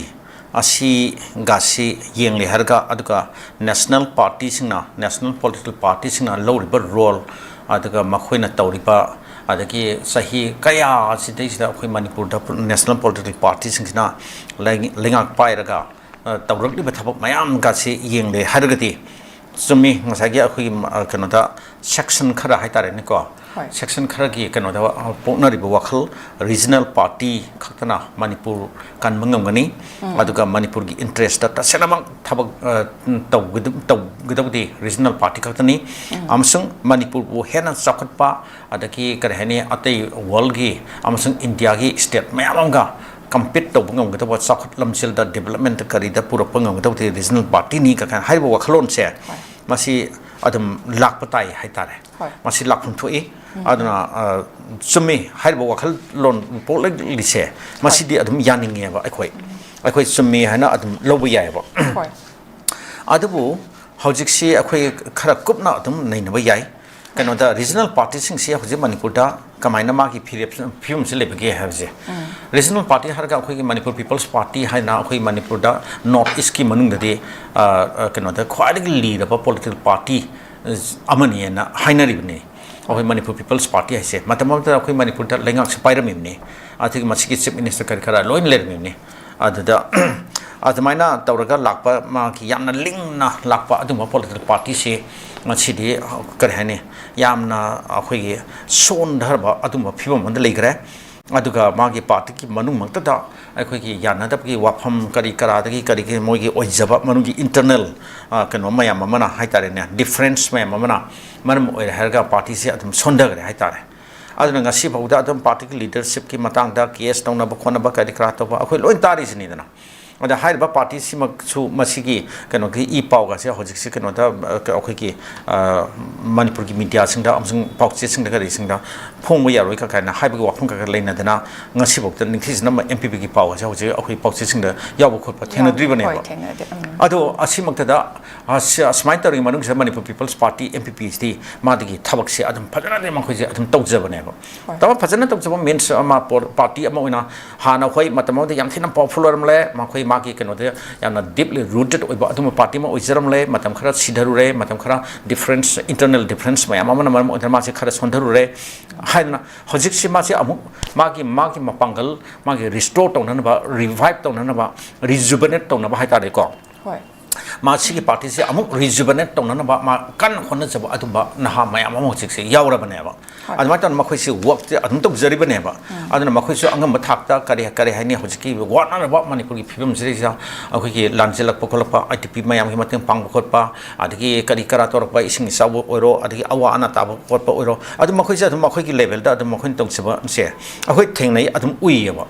ꯑꯗꯨ ꯍꯥꯏꯔꯤꯕꯁꯤ ꯑꯗꯨꯃꯛꯅꯗꯤ ꯑꯃꯨꯛ ꯌꯥꯝ ꯆꯥꯎꯅ ꯑꯆꯧꯕ ꯐꯣꯔꯁ ꯑꯃ ꯑꯣꯏꯅ ꯃꯈꯣꯏꯁꯤ ꯆꯪꯁꯤꯟꯕ ꯉꯝꯗꯕꯒꯤ ꯐꯤꯕꯝ ꯑꯃꯗꯤ ꯂꯩ ꯑꯗꯨꯅ ꯉꯁꯥꯏꯒꯤ ꯗꯤꯐ꯭ꯔꯦꯟꯁ ꯃꯌꯥꯝꯗꯨꯒꯤ ꯃꯔꯛꯇ ꯉꯁꯥꯏꯒꯤ ꯃꯥꯒꯤ ꯏ ꯄꯥꯎꯁꯦ ꯍꯧꯖꯤꯛ ꯍꯥꯞꯄ ꯌꯥꯗꯕꯁꯦ ꯃꯁꯤꯅ ꯃꯔꯝ ꯑꯣꯏꯔꯦ ꯍꯥꯏꯔꯒ ꯀꯩꯅꯣꯗ ꯑꯗꯨꯝ ꯃꯥꯁꯦ ꯑꯩꯈꯣꯏꯅꯁꯨ ꯑꯃꯨꯛ ꯃꯤꯌꯥꯝꯅꯁꯨ ꯌꯥꯝꯅ ꯁꯣꯟꯊꯅ ꯃꯥꯏ ꯃꯃꯤꯡ ꯇꯥꯈꯤꯗ꯭ꯔꯦ ꯀꯥꯏꯅ ꯍꯥꯏꯕꯁꯦ ꯑꯗꯨꯅꯁꯨ ꯃꯔꯝ ꯑꯃ ꯑꯣꯏꯔꯤꯕꯅꯦꯕ ꯇꯥꯖꯤꯗ ꯑꯗꯨ ꯅꯠꯇ꯭ꯔꯒꯗꯤ ꯃꯥꯁꯦ ꯍꯧꯖꯤꯛꯁꯦ ꯑꯗꯨꯝ ꯈꯔ ꯑꯗꯨꯝ ꯄꯥꯋꯔꯐꯨꯜ ꯑꯣꯏꯅꯗꯤ ꯑꯗꯨꯝ ꯈꯔ ꯆꯣꯡꯈꯠꯂꯛꯄꯗꯤ ꯌꯥꯔꯕꯅꯦꯕ ꯍꯣꯏ ꯑꯗꯨꯕꯨ ꯑꯗꯒꯤ ꯑꯩꯈꯣꯏꯅ ꯑꯃꯨꯛ ꯌꯦꯡꯕ ꯌꯥꯏ ꯁꯤꯗꯩꯁꯤꯗ ꯑꯩꯈꯣꯏꯒꯤ ꯄꯥꯔꯇꯤ ꯑꯃ ꯔꯤꯖꯅꯦꯜ ꯄꯥꯔꯇꯤ ꯑꯃ ꯌꯥꯝꯅ ꯃꯃꯤꯡ ꯆꯠꯄ ꯑꯗꯒꯤ ꯌꯥꯝꯅ ꯄꯥꯋꯔꯐꯨꯜ ꯑꯣꯏꯕ ꯑꯗꯨꯒ ꯃꯤꯌꯥꯝꯅ ꯌꯥꯝꯅ ꯄꯣꯄꯨꯂꯔ ꯑꯣꯏꯕ ꯑꯗꯨꯒꯨꯝꯕ ꯄꯥꯔꯇꯤ ꯑꯃ ꯑꯣꯏꯍꯟꯕ ꯍꯥꯏꯕꯁꯤꯗ ꯀꯔꯤ ꯆꯪꯕꯒꯦ ꯍꯥꯏꯕꯁꯦ ꯃꯗꯩꯗ ꯂꯤꯗꯔ ꯈꯔ ꯆꯪꯉꯤꯗꯅ ꯂꯤꯗꯔ ꯑꯁꯤ ꯌꯥꯝ ꯁꯥꯊꯤꯅ ꯂꯤꯗꯔ ꯑꯁꯤꯗꯤ ꯃꯤꯌꯥꯝꯅ ꯑꯗꯨꯝ ꯀꯔꯤ ꯍꯥꯏꯅꯤ ꯃꯤꯌꯥꯝꯅ ꯈꯪꯅꯕ ꯍꯥꯏꯇꯥꯔꯦꯅꯦ ꯃꯤꯌꯥꯝꯅ ꯅꯨꯡꯁꯤꯕ ꯑꯗꯒꯤ ꯃꯥꯅ ꯉꯥꯡꯊꯣꯛ ꯁꯛꯇꯣꯛꯄꯗ ꯇꯥꯅꯤꯡꯕ ꯑꯗꯩ ꯃꯥꯅ ꯇꯧꯔꯛꯄ ꯊꯕꯛꯁꯤꯡꯁꯦ ꯑꯗꯨꯝ ꯈꯔ ꯀꯠꯊꯣꯛꯄ ꯑꯃꯒ ꯌꯥꯎꯅ ꯃꯤꯌꯥꯝꯒꯤꯗꯃꯛꯇꯅꯤ ꯍꯥꯏꯔꯗꯤ ꯍꯦꯛꯇ ꯆꯣꯡꯊꯣꯛꯑ ꯇꯧꯕ ꯃꯁꯥꯒꯤ ꯑꯋꯥ ꯑꯅꯥ ꯊꯤꯖꯗꯕ ꯑꯩꯒꯤ ꯏꯃꯨꯡ ꯃꯅꯨꯡꯒꯤ ꯐꯤꯕꯝꯗꯨꯅ ꯁꯤ ꯂꯩꯔꯦ ꯑꯩꯗꯤ ꯑꯗꯨꯃꯗꯤ ꯉꯁꯤꯗꯤ ꯂꯥꯛ ꯉꯝꯃꯔꯣꯏ ꯑꯗꯨꯗꯤ ꯌꯥꯎꯕ ꯉꯝꯃꯔꯣꯏ ꯅꯈꯣꯏꯅ ꯌꯥꯅꯕ ꯑꯗꯨꯝ ꯁꯤꯜꯂꯣ ꯈꯣꯠꯂꯣ ꯅꯣꯏꯅ ꯐꯅꯕ ꯍꯥꯏꯕꯤꯔꯣ ꯀꯥꯏꯅ ꯍꯥꯏꯕ ꯑꯗꯨꯝꯕꯒꯤ ꯑꯦꯛꯁꯀ꯭ꯌꯨꯖꯁꯦ ꯄꯤꯕ ꯅꯠꯇꯕ ꯍꯥꯏꯇꯥꯔꯦꯅꯦꯀꯣ ꯑꯗꯨꯝ ꯌꯥꯎꯕ ꯍꯥꯏꯇꯥꯔꯦ ꯃꯥꯒꯤ ꯐꯦꯃꯤꯂꯤꯒꯤ ꯑꯣꯏꯕ ꯃꯦꯇꯔ ꯄꯨꯝꯅꯃꯛꯁꯦ ꯑꯗꯨꯝ ꯑꯌꯥꯝꯕ ꯃꯇꯝꯗ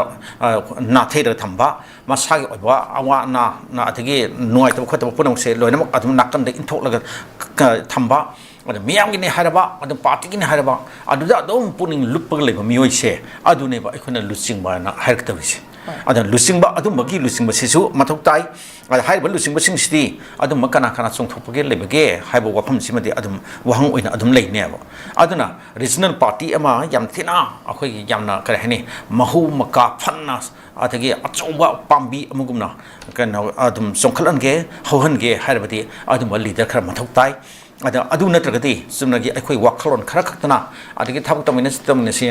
ꯍꯥꯏꯔꯒꯅ ꯑꯩꯈꯣꯏ ꯃꯤ ꯈꯔ ꯈꯛꯇꯪꯗꯤ ꯄꯨꯟꯕ ꯑꯗꯨꯒ ꯑꯗꯨꯁꯨ ꯑꯃꯨꯛ ꯃꯈꯣꯏ ꯃꯁꯥꯒꯤ ꯃꯤꯇꯤꯡ ꯑꯃ ꯃꯇꯝ ꯆꯥꯅ ꯍꯧꯕ ꯉꯝꯗꯕ ꯑꯗꯩ ꯊꯕꯛ ꯑꯃ ꯇꯧꯃꯤꯟꯅꯁꯤ ꯆꯠꯃꯤꯟꯅꯁꯤ ꯁꯣꯁꯦꯜ ꯋꯥꯛꯄꯨ ꯍꯥꯏꯔꯣ ꯀꯔꯤꯕꯨ ꯍꯥꯏꯔꯣꯀꯣ ꯁꯣꯁꯦꯜ ꯁꯥꯔꯚꯤꯁꯀꯤ ꯊꯕꯛ ꯑꯃ ꯇꯧꯃꯤꯟꯅꯁꯤ ꯍꯥꯏꯔꯁꯨ ꯄꯨꯡ 9ꯗ ꯑꯌꯨꯛꯀꯤ ꯄꯨꯡ 9ꯗ ꯃꯌꯥꯝ ꯂꯣꯏꯅ ꯂꯥꯛꯅꯔꯁꯤ ꯑꯗꯨꯗꯒꯤ ꯍꯧꯔꯁꯤ ꯍꯥꯏꯔꯒ ꯈꯔ ꯑꯃꯅ ꯂꯥꯛꯄ ꯈꯔ ꯑꯃꯅ ꯊꯦꯡꯕ ꯈꯔ ꯑꯃꯅ ꯄꯨꯡ 9:30ꯗ 8ꯗ ꯂꯥꯛꯄ ꯃꯇꯝ ꯆꯥꯅ ꯍꯧꯕ ꯉꯝꯗꯕ ꯑꯗꯨꯝꯕꯒꯤ ꯃꯁꯥꯒꯤ ꯀꯔꯤ ꯍꯥꯏꯅꯤ ꯄ꯭ꯔꯤꯟꯁꯤꯄꯜ ꯃꯁꯥꯒꯤ ꯀꯃꯤꯠꯃꯦꯟꯁꯦ ꯀꯃꯤꯠꯃꯦꯟ ꯌꯥꯎꯗꯕ ꯍꯥꯏꯇꯥꯔꯦꯅꯦꯀꯣ ꯑꯗꯨꯅ ꯀꯃꯤꯠꯃꯦꯟꯁꯤ ꯅꯤꯡꯊꯤꯖꯅ ꯉꯥꯛꯄ ꯉꯝꯗ꯭ꯔꯒꯗꯤ ꯑꯗꯨꯝꯕ ꯃꯤꯑꯣꯏ ꯈꯔ ꯄꯨꯜꯂꯦ ꯍꯥꯏꯔꯒꯁꯨ ꯑꯗꯨꯅꯗꯤ ꯄꯥꯔꯇꯤꯗꯣ ꯄꯨꯈꯠꯂꯛꯄ ꯉꯝꯃꯣꯏꯕ ꯑꯗꯨꯅ ꯍꯧꯖꯤꯛꯁꯤ ꯑꯩꯈꯣꯏ ꯃꯅꯤꯄꯨꯔꯗ ꯍꯟꯗꯛ ꯑꯩꯈꯣꯏ ꯑꯗꯨꯝ ꯇꯥꯗꯕ ꯅꯠꯇꯦ ꯇꯣꯉꯥꯟ ꯇꯣꯉꯥꯟꯕ ꯄꯥꯔꯇꯤ ꯈꯔꯁꯨ ꯑꯗꯨꯝ ꯁꯦꯝꯃꯦ ꯍꯥꯏꯗꯅ ꯑꯩꯈꯣꯏ ꯑꯗꯨꯝ ꯇꯥꯏꯗꯅ ꯁꯦ ꯀꯗꯥꯏꯗꯅꯣ ꯄꯥꯔꯇꯤ ꯑꯃꯃꯨꯛ ꯁꯦꯝꯃꯦ ꯍꯥꯏꯗꯅ ꯑꯁꯤꯒꯨꯝꯕ ꯄꯥꯔꯇꯤ ꯈꯔ ꯁꯦꯝꯕ ꯈꯣꯠꯄ ꯑꯁꯤꯒꯨꯝꯕꯒꯤ ꯃꯔꯛꯁꯤꯗꯩꯁꯤꯗ ꯑꯩꯈꯣꯏꯒꯤ ꯑꯦꯗꯚꯥꯏꯁ ꯄꯤꯕ ꯋꯥꯈꯜꯂꯣꯟ ꯄꯤꯕ ꯑꯗꯨꯒ ꯑꯩꯈꯣꯏ ꯃꯌꯥꯝ ꯄꯨꯝꯅꯃꯛꯇ ꯂꯣꯏꯅꯃꯛꯇ ꯏꯀꯥꯏ ꯈꯨꯝꯅꯕ ꯑꯗꯨꯝꯕ ꯁꯤꯅꯤꯌꯔ ꯁꯤꯇꯤꯖꯟꯁꯤꯡꯒꯤ ꯃꯔꯛꯇ ꯃꯤꯡꯗꯤ ꯄꯟꯖꯔꯣꯏꯀꯣ ꯑꯗꯨꯝ ꯑꯩꯈꯣꯏ ꯀꯔꯤ ꯍꯥꯏꯅꯤ with due respect to Yes. all concerned Hoi. ada mayam adum yaubiba adum akhoi thengnajaiba Hoi. even akhoi ga adum wari sana khonam adum yaudaba nateba Hoi. akhoi adum khangjai akhoi adum tajaiba ada haiba asmaina tawna political party kar seme khole hagana haiba wafam adum leitaba nate ado haiba singsida adune aina hoji hajaki beduneba regional party ama makam dawna mana yamna mahu maka phanna adagi masa mareng phandukna adagi mipum khodem pu ilanba matung ilanba ngam gadawa adumba party ama madu kam dawna pu khalakadage harbi ngasagi party akhoi leader kharse changeba aduga hojikti yungko ngasidi kenoni akhoi gi hojik ngasi 2026 ni akhoi gi kenosida karahini ngasigi matam siga mamang manipur people's party na akhoi forum ba matam ngasi dena sahi nifu yang khaigi mamang gi matam duga kunthani phugi matam duga amuk manaroi dana adu ngasidi yamna akhoi karahini materialistic oiba adumba keno amane ira amane habo ana hojikti sel haibasisu yaudaba yataba pot ma adum la ibaneba aduna haiwe tok thorpa thaba khotim ta akoi sang sel se adum khara gadi adum sang daba yate dana hoi masri ta akoi loina mu sel pam si sel tan si khochi haibe adum wa phang nate profit ki kari aduga makai smari lene jate adu tok gadar gadar thaba khotim ta di adum kan si adum sangi haibe tare sel je adum sangi finance aduna finance su puthuk pa ngam gadaba adum ba kano khara ju adum sangi ba ngasagi finance ki funding madu ki resource khara mathok ta ba madu akoi pocket ki khara khaina oiba yai lupa chama khaina ba yai lupa chani khaina ba yai adi yankhai khairak ba yai adi ki khara angam ma na lising ma khar pa yai lising ni khar pa yai adi man tawrega funding ga se tawna khotna kari kara to ko pa ga do ningthesna yamna mong chumna torpa do adu se adum yam thina ma thok ta yabo adu di natra na paisa de kaimta leitaba thauram pang thoki har kan na paisa ge awa ba hek mayong na ba haitare adum ba tawrga di ngasagi regional party se adum pukal pungamoi adu ngasi hojik akhoi gi kenoda gengbiu Tamil Nadu da handak keno gi hojik chief minister oiba akhoi gi kenoda BJ du yimudana ma gi du kenoda anuba political party ne ba ma masa na linkhal limni dana adu hoi makhoi di Tamil Nadu da leba mioi adi masa maksu ma superstar ni ada makhoi di paisa se sate na pai ga jane ba aduna kenoda makhoi gi funding gi kenoda di pot di makhoi award pa solely report ba moi di adum crore da adum thadarak laga adum torpane haiba adune ba adun political party ma fraud torpa setup torpa haib sida awai paisa sangya ya de ade torkli pai ka program ko dem se paisa gi paisa ngtani adegi masdei da akhun movement ama se karuma program ama pangthusi ngasi akhoi kaksing da thoram pangthusi haraji natra sidagi akhoi kaksing tanum satoi gari mayam nu satoi gari mayam dagi thau handun khotoni leidna adegi mayam gi sigida sana thangna breakfast ki hairo na thakna even lunch sama sile hairo adu je paisa ni aduna singma mayam am sang pani na ngasagi singba funding se yam thina ma thok tai ba aduna se aina hojik panjari ba kenu Tamil Nadu gi adumba mafum dudi moy atai thati billionaire mayam paingai leigra haitare ne ko aduna ma samak superstar oipani na ma na samaitan political party ma tawrak le aduga serita Tamil Nadu se mokoi pukhataba yaroi sandok taba yaroi Tamil Nadu gi politics si dirty ore mo le kaban kenu tawre haidna tawre libni dana aduna adede ma won support to adumba billionaire mayam leiya adu sidadi manipur de billionaire kayana political party ama no na ma phom tawrak le ha kan sida moina paisa kya pibi rap tu ne adu ni da simagi khena ba mayam ama le pot mayam sisu aikhoi han ningthesna yingbi ate khana da ba ate akhoi de so hojik se akhoi political party ma fraud to ki tangai keno to gi tangai phadaba lei haidana maduki idea maduki ambition ma koi keno gi saktam ga se sarpa akhoi magi keno ga se objective ka se adum tharakna akhoi de angon ga se adum tharpa lei ba adum ma sidai ta adum gimbiro adu kitang keno idea khara akhoi share to min se ko min se kaina harpa wa phanga adum lei ta brante ba adu ngasai ki lei ba sigi akhoi ground reality yana practical oiba keno mayam se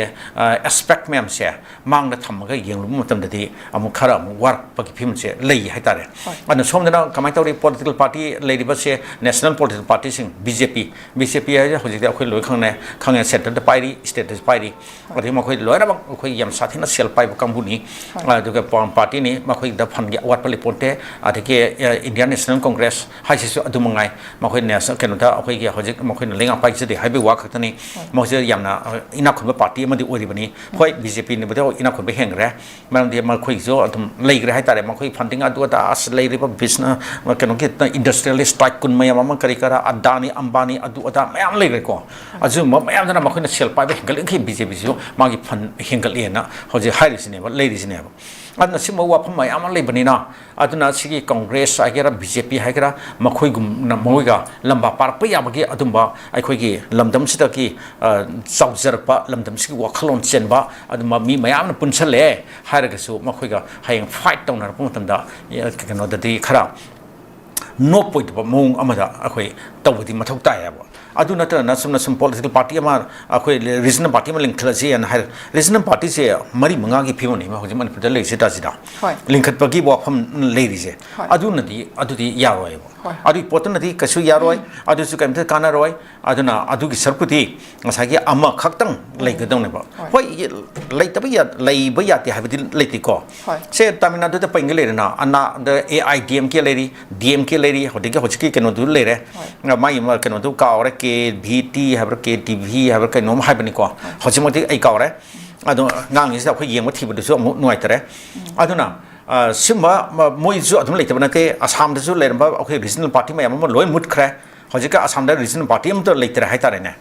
aduna simba wa phama yamma le banina manipur su akhoi regional party mari manga linkhal le haraga ta akhoi tong khai na sum chatna bagi mohta ama khaktang ani khaktang hai ani bo yai ba ke chuai de ba madudi henjang rati adum yara roi ba akhoi ye keno da kare hani aduna kare no to two is company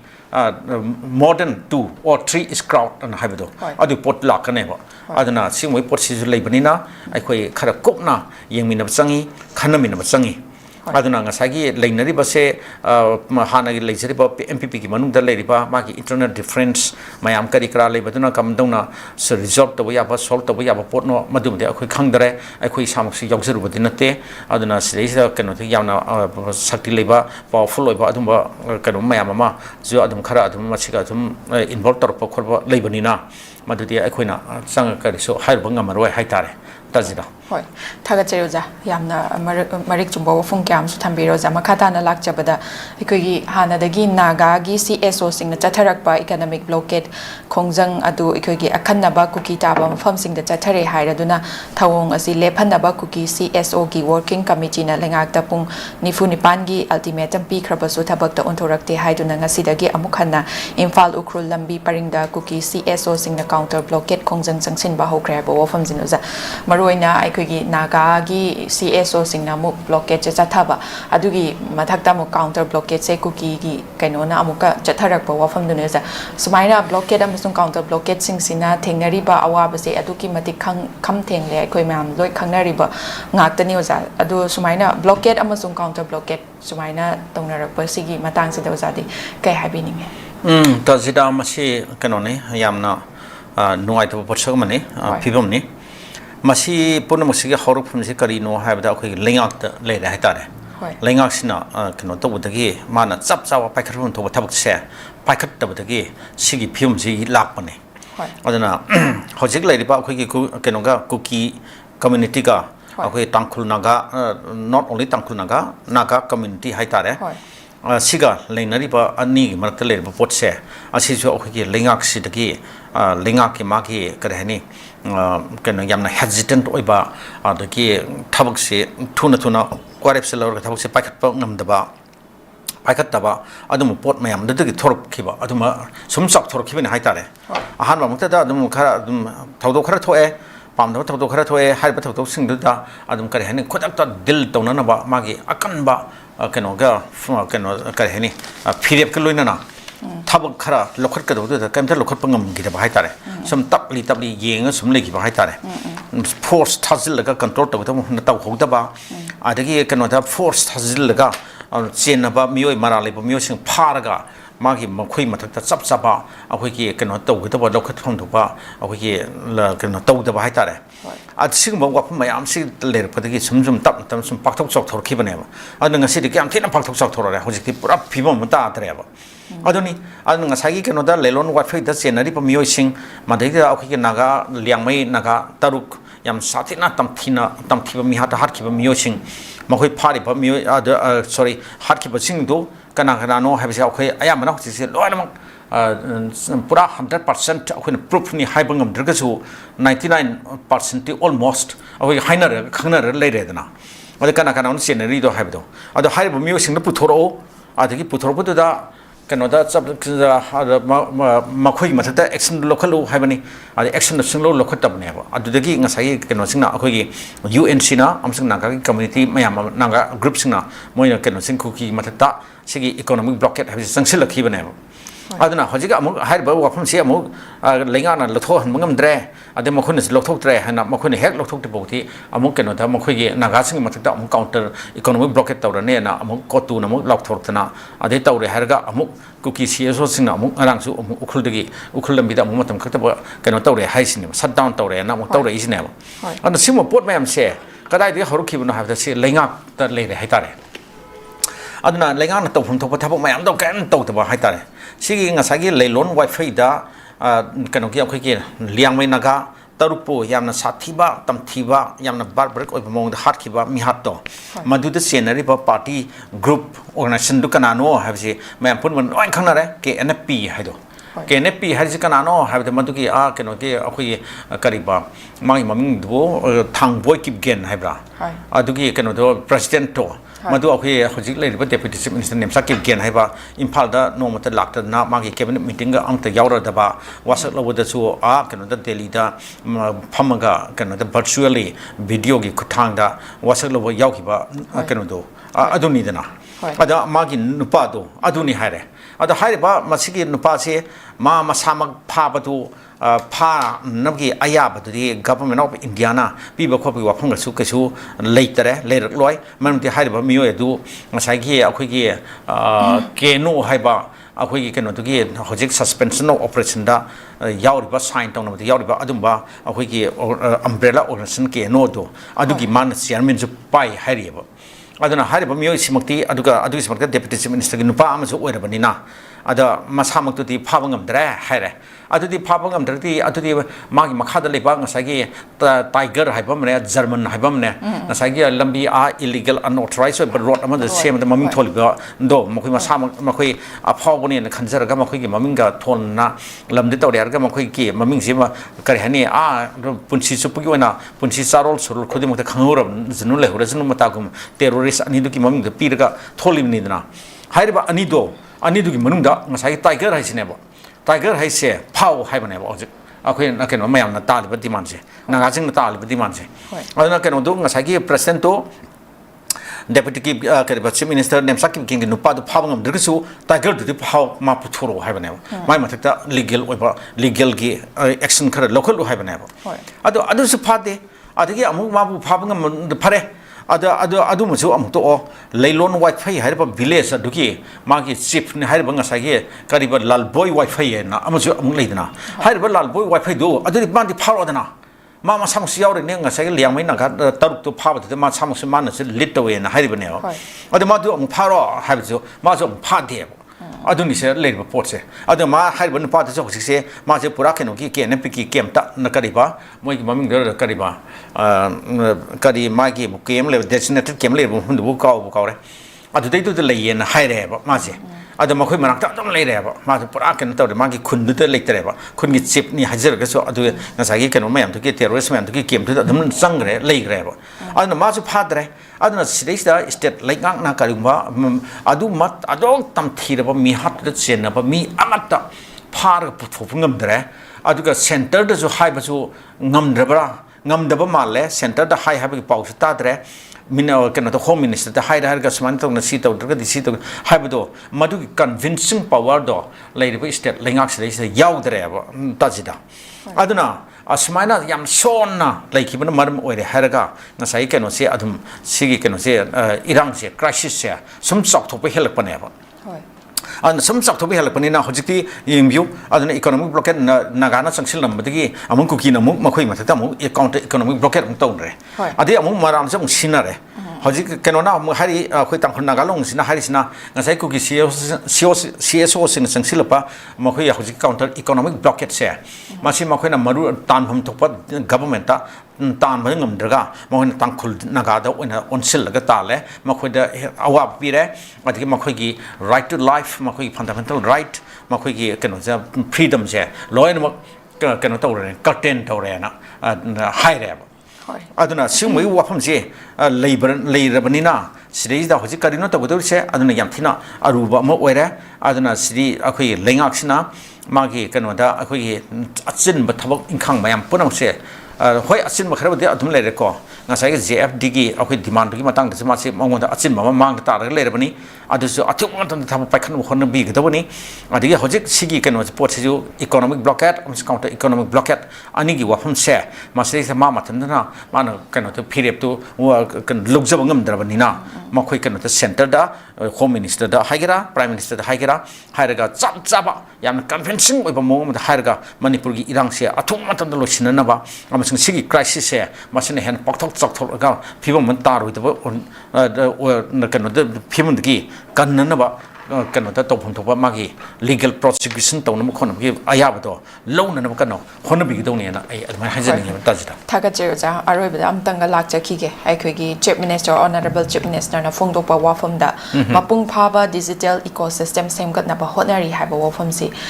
phong dok pani ado oja maru oina mahang na pai khalak liba thabak ase manipur lengak na secure oiba citizens centric oiba gal loina na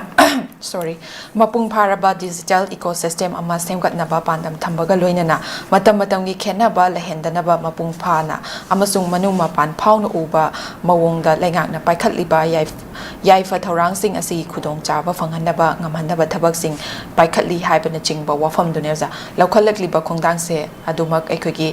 mahak na secure oiba citizen centric oiba ga loina na tonga tongan ba pandam kya amasu yauna wafam se adumak tham li hai ba ta re za maruina asumai digital ecosystem semgat na ba hona rakli ba khongthang asida kamai ni yeng be yai hai ba wafam du na zakari hai bining ta jita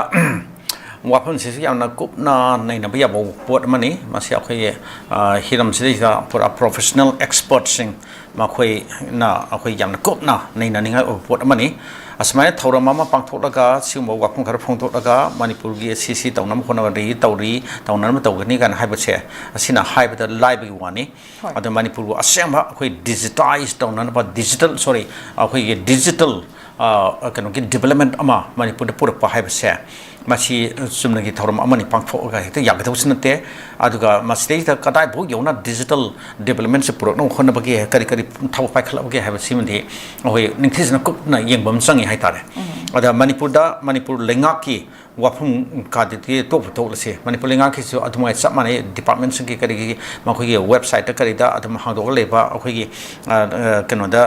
department namta na magi observer achievement sing kari sing to mem do makhoi adum na kam da thagat ta magi pinna riba thamjari ba magi digital kano jingdo akhoi portal jingdo haitare ne madudai da kariyam ta makhoi na thagat ta khot ba adum pura blank ta leba khot ba adum lei kayam pai da haitare ana digital department mayam ma pura digital kan gi literacy wa phun to khro kariyam ta khang da haitare ne ana digital movement se kari no digital technology se kari no kai kayam da sin na ta athum mayam ma lei bani na simoi wa phun ka ti ma kare hani akhoi practical oin udrim gi ti oi thajab ngam giroi aduga hojik kano gi lenga ki wafum se to khro ba akhoi manipur miam se akhoi yeng se ba akhoi digitally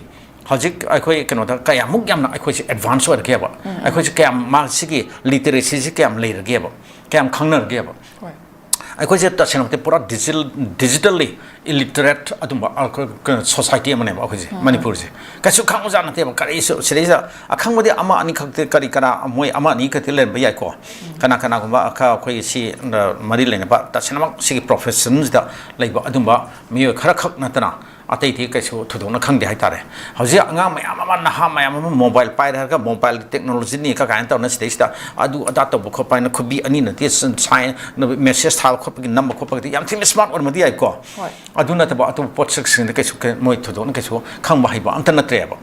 ada aduni adagi ka khoi kana ba akhoi ki keno khara dati akhoi ton ba akhoi social media da kari da hojik se group khara lai kana kana ba admin khara ama ni lei haitare ada ma khoi kano gi akhoi kano mayam se video edit tawre khole haraga tawraga AI gi mating lobo khopa ka kaina tawre haraga hojik khara adum thagala khotpa makhoi gi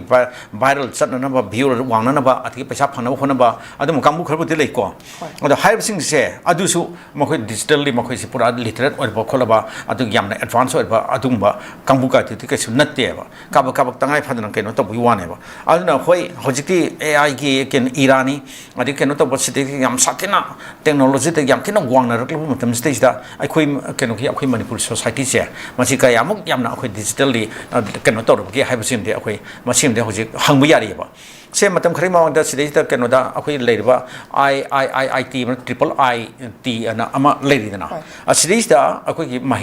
ꯃꯍꯩ ꯇꯝꯕ ꯃꯍꯩ ꯑꯩꯈꯣꯏ local ꯃꯍꯩꯔꯣꯏ ꯑꯃꯐꯥꯎ ꯌꯥꯎꯗꯦꯅ ꯉꯁꯤꯗꯒꯤꯅ ꯆꯍꯤ 2-3ꯒꯤ ꯃꯃꯥꯡꯗ ꯍꯥꯏꯕ ꯋꯥꯐꯝ ꯑꯩ ꯇꯥꯔꯕꯅꯦꯕ ꯑꯩꯈꯣꯏ ꯊꯦꯡꯅꯔꯕꯅꯦꯕ ꯑꯩꯈꯣꯏ ꯄꯥꯎꯗ ꯐꯣꯡꯈ꯭ꯔꯤꯅꯦꯕ ꯏꯁꯥꯃꯛꯅ ꯑꯗꯨꯝ ꯐꯣꯡꯉꯤꯅꯦ ꯃꯈꯣꯏꯒꯤ ꯗꯥꯏꯔꯦꯛꯇꯔꯗꯨꯅ ꯃꯇꯝꯗꯨꯗ ꯍꯥꯏꯔꯝꯕ ꯋꯥꯐꯝꯒꯗꯣ ꯍꯣꯏ ꯍꯧꯖꯤꯛꯃꯛꯇꯤ ꯉꯁꯤꯃꯛꯇꯤ ꯇꯨꯗꯦ ꯏꯠꯁꯦꯜꯐ ꯀꯩꯅꯣꯗ ꯍꯧꯖꯤꯛ ꯃꯍꯩꯔꯣꯏ ꯑꯩꯈꯣꯏ ꯂꯣꯀꯦꯜ ꯃꯍꯩꯔꯣꯏ ꯀꯌꯥ ꯇꯝꯃꯕꯒꯦ ꯍꯥꯏꯕꯗꯨꯗꯤ ꯑꯩ ꯍꯥꯏꯕ ꯉꯝꯗ꯭ꯔꯦ ꯃꯗꯨꯃꯗꯤ ꯑꯩꯈꯣꯏ ꯈꯪꯗ꯭ꯔꯦ ꯑꯗꯨꯕꯨ ꯑꯗꯨꯃꯥꯏꯅ ꯁꯤꯒꯤ ꯐꯤꯕꯝꯁꯤ ꯂꯩꯌꯦꯕ ꯑꯁꯤꯒꯨꯝꯕ ꯇ꯭ꯔꯤꯄꯜ IT ꯑꯗꯒꯤ ꯁꯤꯒꯨꯝꯕ ꯇꯦꯛꯅꯣꯂꯣꯖꯤꯒ ꯃꯔꯤ ꯂꯩꯅꯕ ꯏꯟꯁꯇꯤꯇ꯭ꯌꯨꯠꯁꯤꯡꯗ ꯑꯗꯒꯤ ꯏꯚꯟ ꯃꯄꯥꯟꯗꯁꯨ ꯑꯗꯨꯃꯉꯥꯏ ꯑꯩꯈꯣꯏ ꯀꯩꯅꯣꯒꯤ ꯃꯌꯥꯝ ꯑꯃ ꯂꯣꯀꯦꯜ ꯑꯩꯈꯣꯏꯒꯤ ꯂꯝꯗꯝꯁꯤꯒꯤ ꯁ꯭ꯇꯨꯗꯦꯟꯠ ꯃꯍꯩꯔꯣꯏ ꯃꯌꯥꯝ ꯀꯌꯥꯝ ꯁꯣꯝꯗ ꯆꯪꯁꯤꯜꯂꯕꯒꯦ ꯍꯥꯏꯕ ꯑꯗꯨꯅ ꯁꯤꯒꯨꯝꯕꯒꯤ ꯄꯣꯠꯀꯥꯁꯤ ꯑꯗꯨꯝ ꯂꯩꯕꯅꯤꯅ ꯑꯩꯈꯣꯏ ꯗꯤꯖꯤꯇꯦꯜꯂꯤ ꯑꯩꯈꯣꯏ ꯃꯁꯤꯒꯤ ꯑꯋꯦꯔ ꯑꯣꯏꯕꯁꯦ ꯌꯥꯝ ꯊꯤꯅ ꯋꯥꯠꯂꯤ ꯑꯗꯨꯅ ꯑꯩꯈꯣꯏ ꯃꯁꯤꯒꯤ ꯑꯋꯦꯔ ꯑꯣꯏꯅꯅꯕ ꯍꯣꯠꯅꯕ ꯃꯌꯥꯝ ꯑꯃ ꯑꯩꯈꯣꯏ ꯆꯪꯉꯤ ꯍꯥꯏꯇꯥꯔꯦ ꯑꯗꯨꯅ ꯃꯁꯤꯗꯩꯁꯤꯗ ꯃꯔꯤ ꯂꯩꯅꯕ ꯑꯩꯈꯣꯏꯒꯤ ꯁ꯭ꯇꯦꯛ ꯍꯣꯜꯗꯔꯁꯤꯡ ꯃꯔꯤ ꯂꯩꯅꯕ ꯀꯩꯅꯣꯁꯤꯡꯅ ꯑꯣꯔꯒꯅꯥꯏꯖꯦꯁꯟꯁꯤꯡ ꯑꯗꯨꯒ ꯏꯟꯗꯤꯕꯤꯖꯨꯋꯦꯜꯁꯤꯡ ꯄ꯭ꯔꯣꯐꯦꯁꯅꯦꯜꯁꯤꯡ ꯍꯥꯏꯇꯥꯔꯦ ꯑꯗꯨꯅ ꯃꯁꯤꯅ ꯌꯥꯝ ꯊꯤꯅ ꯃꯊꯧ ꯇꯥꯏ ꯇꯧꯕꯤꯐꯝ ꯊꯣꯛꯏ ꯍꯣꯏ ꯏꯟꯁꯇꯤꯇ꯭ꯌꯨꯠ ꯈꯔ ꯂꯩꯔꯦ ꯁꯤꯗꯩꯗ ꯅꯤꯌꯥꯂꯤꯠ ꯀꯥꯏꯅ ꯑꯀꯥꯝꯄꯥꯠꯇ ꯂꯩꯔꯤꯕ ꯈꯣꯠꯂꯤꯕ ꯇꯧꯔꯤꯕ ꯑꯁꯤ ꯃꯈꯣꯏꯒꯤ ꯑꯗꯨꯝ ꯃꯈꯣꯏꯁꯨ ꯑꯗꯨꯝ ꯈꯔ ꯑꯗꯨꯝ ꯍꯣꯠꯅꯕ ꯌꯥꯕꯗꯤ ꯈꯔ ꯍꯣꯠꯅꯔꯤ ꯑꯗꯨꯕꯨ ꯃꯌꯥꯝꯁꯦ ꯃꯄꯨꯡ ꯐꯥꯕꯥꯠꯇ꯭ꯔꯤꯉꯩꯗ ꯑꯗꯨꯝ ꯀꯔꯤ ꯍꯥꯏꯅꯤ ꯑꯗꯨꯝ ꯇꯣꯛꯅꯈꯤꯕꯒꯤ ꯃꯑꯣꯡꯗ ꯍꯥꯏꯕꯗꯤ ꯑꯗꯨꯝ ꯀꯔꯤ ꯍꯥꯏꯅꯤ ꯄꯨꯟꯁꯤ ꯍꯤꯡꯕꯅ ꯍꯦꯟꯅ ꯂꯨꯏꯌꯦꯅ ꯍꯤꯡꯅꯅꯕꯒꯤ ꯂꯝꯕꯤꯗꯅꯦ ꯃꯥꯅ ꯇꯝꯃꯤꯕ ꯃꯍꯩꯗꯣ ꯃꯗꯨ ꯆꯞ ꯆꯥꯅ ꯃꯗꯨꯒꯤ ꯁꯤꯖꯤꯟꯅꯐꯝꯗꯣ ꯀꯩꯅꯣ ꯈꯪꯗꯅ ꯃꯥꯡꯍꯟꯈꯤꯕ ꯍꯥꯏꯇꯥꯔꯦꯅꯦ ꯑꯗꯨꯅ ꯁꯤꯒꯨꯝꯕ ꯄꯣꯠ ꯃꯌꯥꯝ ꯑꯃ ꯂꯩꯕꯅꯤ나 ꯑꯩꯈꯣꯏ ꯗꯤꯖꯤꯇꯦꯜꯂꯤ ꯑꯦꯗꯚꯥꯟꯁ ꯑꯣꯏꯕ ꯍꯥꯏꯕꯁꯦ ꯑꯩꯈꯣꯏ ꯗꯤꯖꯤꯇꯦꯜ ꯇꯦꯛꯅꯣꯂꯣꯖꯤꯒꯤ ꯀꯩꯅꯣꯁꯤꯗꯩꯁꯤꯗ ꯑꯩꯈꯣꯏ ꯑꯦꯗꯚꯥꯟꯁ ꯑꯣꯏꯕ ꯃꯁꯤ ꯀꯩꯅꯣ ꯑꯣꯏꯕꯁꯦ ꯑꯩꯈꯣꯏꯁꯤ ꯈꯔ ꯋꯥꯠꯂꯤ ꯑꯗꯨꯅ ꯃꯁꯤꯒꯤ ꯃꯇꯥꯡꯁꯤꯗꯩꯁꯤꯗ ꯑꯩꯈꯣꯏ ꯌꯥꯝꯅ ꯐꯖꯅ ꯆꯪꯁꯤꯟꯕ ꯑꯃ ꯆꯪꯉꯤ ꯑꯗꯨꯒ ꯀꯩꯅꯣꯁꯨ ꯃꯅꯤꯄꯨꯔ ꯂꯩꯉꯥꯛꯀꯤ ꯂꯩꯔꯤꯕ ꯂꯩꯉꯥꯛ ꯑꯁꯤꯃꯛꯁꯨ ꯍꯥꯏꯇꯥꯔꯦꯅꯦ ꯃꯥꯒꯤ ꯗꯤꯄꯥꯔꯠꯃꯦꯟꯠꯁꯤꯡ ꯀꯔꯤ ꯀꯔꯝꯕ ꯃꯌꯥꯝ ꯄꯨꯝꯅꯃꯛꯁꯦ ꯂꯣꯏꯅꯃꯛ ꯑꯩꯈꯣꯏ ꯗꯤꯖꯤꯇꯦꯜꯂꯤ ꯀꯩꯅꯣꯗ ꯌꯥꯝꯅ ꯁꯥꯊꯤꯅ ꯇꯦꯛꯅꯣꯂꯣꯖꯤꯒꯤ ꯑꯋꯥꯡꯕ ꯍꯦꯟꯅ ꯑꯦꯗꯚꯥꯟꯁ ꯑꯣꯏꯅꯕ ꯍꯣꯠꯅꯕꯁꯦ ꯃꯁꯤ ꯌꯥꯝ ꯊꯤꯅ ꯃꯊꯧ ꯇꯥꯏ ꯍꯣꯏ ꯑꯩꯈꯣꯏ ꯑꯣꯅꯔꯦꯕꯜ ꯆꯤꯐ ꯃꯤꯅꯤꯁꯇꯔꯅ ꯍꯥꯏꯕꯤꯔꯤꯕ ꯋꯥꯐꯝꯁꯦ ꯃꯁꯤ ꯑꯩꯈꯣꯏ ꯋꯦꯜꯀꯝ ꯇꯧꯏ ꯍꯥꯏꯕ ꯇꯥꯏ ꯑꯃꯔꯣꯝꯗ ꯃꯥꯅ ꯃꯉꯣꯟꯗ ꯑꯅꯤꯡꯕ ꯏꯟꯇꯦꯟꯁꯟ ꯑꯃꯕꯨ ꯂꯩꯔꯕꯗꯤ ꯌꯥꯏꯕ ꯀꯩꯁꯨ ꯀꯥꯏꯗꯦꯕ ꯑꯗꯨꯅ ꯃꯍꯥꯛꯅ ꯃꯥꯒꯤ ꯏꯟꯇꯦꯟꯁꯟꯁꯦ ꯃꯥꯅ ꯉꯔꯥꯡ ꯐꯣꯡꯗꯣꯛꯄꯤꯕ ꯋꯥꯐꯝꯁꯦ ꯑꯁꯤ ꯆꯞ ꯆꯥꯅ ꯊꯕꯛꯇ ꯄꯥꯡꯊꯣꯛꯅꯅꯕ ꯄꯥꯏꯈꯠꯅꯅꯕ ꯃꯥ ꯊꯕꯛ ꯀꯩꯅꯣ ꯇꯧꯕꯤꯔꯛꯄ ꯁ꯭ꯇꯦꯞ ꯈꯔ ꯆꯞ ꯆꯥꯕ ꯀꯟꯀ꯭ꯔꯤꯠ ꯁ꯭ꯇꯦꯞ ꯈꯔ ꯂꯧꯈꯠꯄꯤꯕ ꯌꯥꯝ ꯊꯤꯅ ꯃꯊꯧ ꯇꯥꯏꯌꯦꯅ ꯑꯩ ꯍꯥꯏꯖꯅꯤꯡꯉꯤ ꯊꯥꯒꯠꯆꯔꯤ ꯑꯣꯖꯥ ꯃꯔꯤꯛ ꯆꯨꯝꯕ ꯃꯃꯜ ꯌꯥꯝꯗꯕ ꯋꯥꯐꯝ ꯀꯌꯥ ꯑꯃ ꯊꯝꯕꯤꯔꯦ ꯑꯣꯖꯥꯒꯤ ꯆꯤꯜꯂꯕ ꯃꯇꯝ ꯀꯌꯥꯕꯨꯁꯨ ꯀꯥꯏꯊꯣꯛꯄꯤꯗꯨꯅ ꯊꯧꯔꯝ ꯑꯁꯤꯕꯨ ꯃꯄꯨꯡ ꯐꯥꯍꯟꯕꯤꯕꯒꯤꯗꯃꯛꯇ ꯑꯣꯖꯥꯕꯨ ꯍꯥꯏꯅꯤꯡꯉꯥꯏ ꯂꯩꯇꯅ ꯊꯥꯒꯠꯆꯔꯤ ꯑꯣꯖꯥ ꯊꯥꯒꯠꯆꯔꯤ ꯃꯇꯥꯡ ꯑꯁꯤꯗ ꯅ꯭ꯌꯨꯁ ꯑꯦꯅꯥꯂꯤꯁꯤꯁ ꯂꯣꯏꯁꯤꯟꯖꯔꯦ ꯃꯤꯠꯌꯦꯡ ꯇꯥꯕꯤꯔꯤꯕ ꯄꯨꯝꯅꯃꯛꯄꯨꯁꯨ ꯑꯃꯨꯛꯀ ꯍꯟꯅ ꯊꯥꯒꯠꯆꯔꯤ